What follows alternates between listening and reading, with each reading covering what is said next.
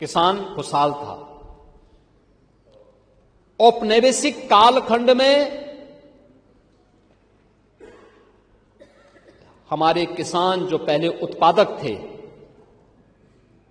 उसको उपभोक्ता बनाया और आपने उसको कर्जदाता बनाया।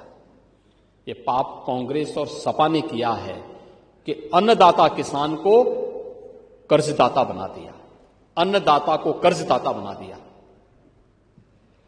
आपने जो हमारा उद्यमी था, जो कारीगर था, कारीगर ही उद्यमी था, उद्यमी को निराश कर दिया, हताश कर दिया, पलायन करने के लिए मजबूर कर दिया। हमारा जो व्यापारी था, जो उत्तर से दक्षिण, पूरब से पश्चिम पूरे देश को जोड़ने का सेतु था, उसको भयभीत कर दिया। परिणाम क्या था? चारों ओर हताशा निराशा थी। किसान आत्महत्या कर रहा था, एमएसएमई सेक्टर बंदी के कगार पर था, अव्यवस्था और अराजकता की स्थिति थी। उत्तर प्रदेश के बारे में लोगों की धारणा खराब हो चुकी थी और पिछले 8-9 वर्षों के अंदर किसानों के बारे में जो कहा गया, जो किया गया, उत्तर प्रदेश आज अपनी स्पष्ट कृषि नीति के कारण आज जिस डबल स्पीड से चल रही है,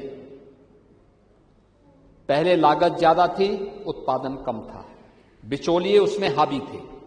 आज लागत कम, उत्पादन ज्यादा है।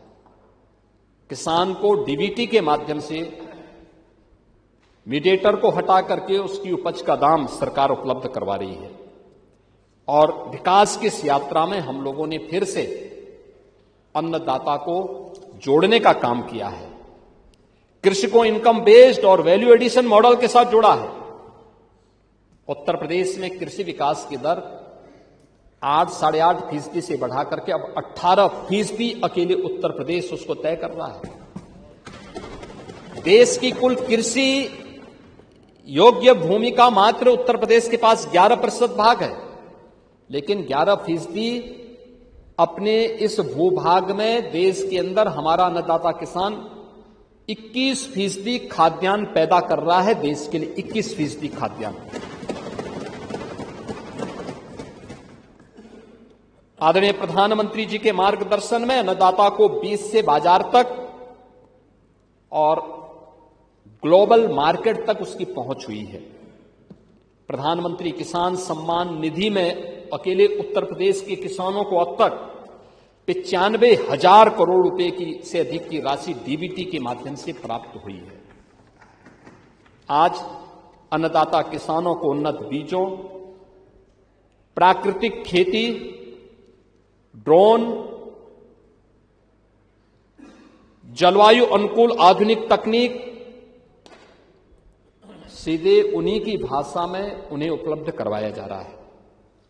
कृषि वैज्ञानिकों, स्टार्टअप्स और प्रगतिशील किसानों से व्यवहारिक प्रशिक्षण भी आज प्रदान किया जा रहा है। Drone dosing, FPOs, agri startups और फूड प्रोसेसिंग के माध्यम से फसलों को मूल्यवर्धन किया जा रहा है और उत्तर प्रदेश ने विश्व बैंक की सहायता से हम लोगों ने यूपी एग्रीज, जो कम उत्पादक क्षेत्र थे, उन क्षेत्रों में हम लोगों ने इसमें किया है, जिसमें UP agriculture growth and rural enterprise ecosystem strengthening project, इस परियोजना के माध्यम से हम लोगों ने इस कार्यक्रम को लगभग 4,000 करोड़ रुपए का है, जिसमें उत्पादकता में वृद्धि, संसाधनों की कुशल उपयोग, कृषि आधारित उद्योगों के विकास और कृषि उत्पादों को गुणवत्ता सुधार पर विशेष बल दिया गया है। उत्तर प्रदेश में लगभग 16 लाख निराश्रित गोवंश को सरकार के संरक्षण में आज संरक्षित किया गया है। 3 प्रकार की स्कीम चल रही हैं और उत्तर प्रदेश पहला राज्य है। प्रति गोवंश 1,500 रुपये हर महीने गाय के लिए उत्तर प्रदेश सरकार उपलब्ध करवाती है। क्लाइमेट स्मार्ट खेती और मिलेट्स का, श्री अन्न का विस्तार भी उत्तर प्रदेश के अंदर तेजी के साथ बढ़ा है। आज उत्तर प्रदेश खाद्यान्न उत्पादन में तो नंबर 1 है ही, दुग्ध उत्पादन में अग्रणी राज्य है और मत्स्य उत्पादन में भी उत्तर प्रदेश ने दुगनी क्षमता अर्जित की है। आपके और संजय निषाद की सेहत को मत देखिए, उनके विभाग ने भी प्रगति की है।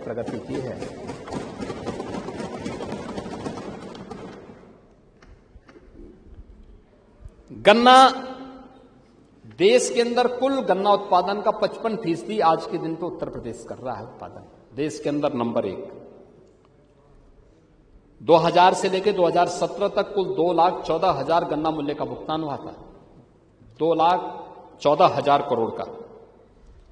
और पिछले 8 साढ़े 8 वर्ष के अंदर 3,05,000 करोड़ रुपए का गन्ना मूल्य का भुगतान गन्ना किसानों के खाते में गया है, यानी लगभग 90,000 करोड़ रुपए से अधिक की धनराशि आधे समय में, यानी 17 वर्ष में जितना दिया गया था उससे भी 90,000 अधिक धनराशि हम लोगों ने अन्नदाता किसानों के खाते में सीधे दिया है।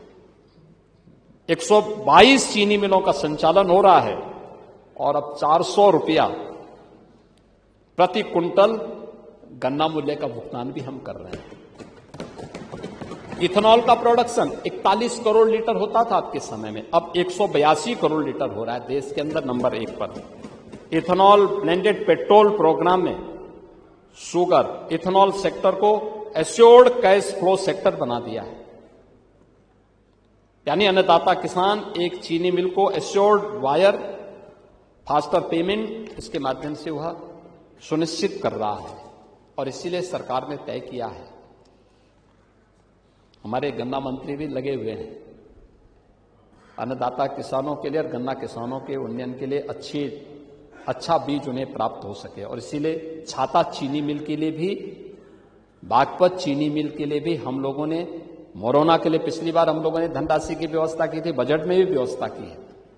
इन चीनी मिलों के भी पुनरुद्धार और उनको एक इंटीग्रेटेड कॉम्प्लेक्स के रूप में विकसित करने के एक बड़े कार्यक्रम को सरकार आगे बढ़ाएगी।